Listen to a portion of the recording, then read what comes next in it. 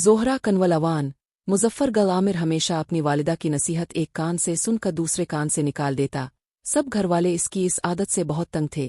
وہ گھر کی ساری جمع پوجی اپنے نشے کی باری عادت میں صرف کر دیتا۔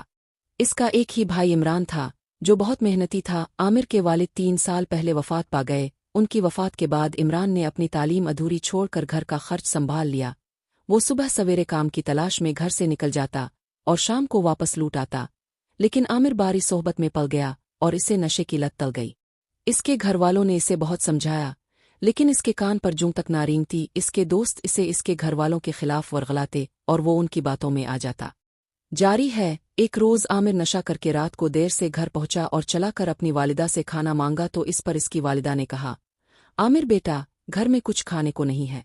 یہ سن کر عامر طیش میں آ گیا، کیونکہ اسے بہت زیادہ بھوک لگ رہی تھی، اور چلا کر اپنی والدہ کو بارہ بلا کہنے لگا۔ عمران نے اسے روکا، مگر اس نے کسی کی ایک نہ سنی۔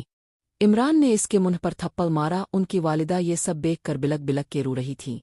اگلی صبح ماں نے عامر سے کہا، پہلے کام کر، رقم لا، پھر گھر میں کھانا پکے گا۔ یہ سن کر عامر آگ بگولا ہو گیا۔ وہ اپنی ماں کو دھکا دے کر وہاں سے باہر نکل گیا۔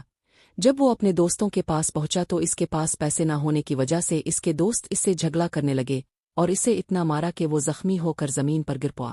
وہ گلی میں بے ہوش پڑا تھا۔ تب چچا کرمداد کا وہاں سے گزر ہوا۔ انہوں نے عامر کو اس حالت میں پایا اور وہ اسے اسپتال لے گئے، اور وہاں سے جب اس کے گھر میں اس کی ماں کو بتایا تو وہ بہت پریشان ہوئی۔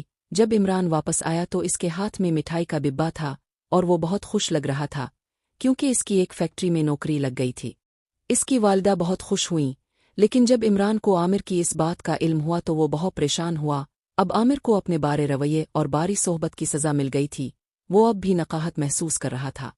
اس نے اپنی والدہ سے اپنے بارے رویے اور باری صحبت کی معافی مانگی تو اس کی والدہ نے اسے معاف کر دیا۔ کچھ دن بعد عامر نے ایک سرکاری اسکول میں داخلہ لے لیا۔ اب عامر دل لگا کر پڑھائی کرنے لگا۔ وقت کے ساتھ ساتھ ان کے گھریلو حالات اچھے ہو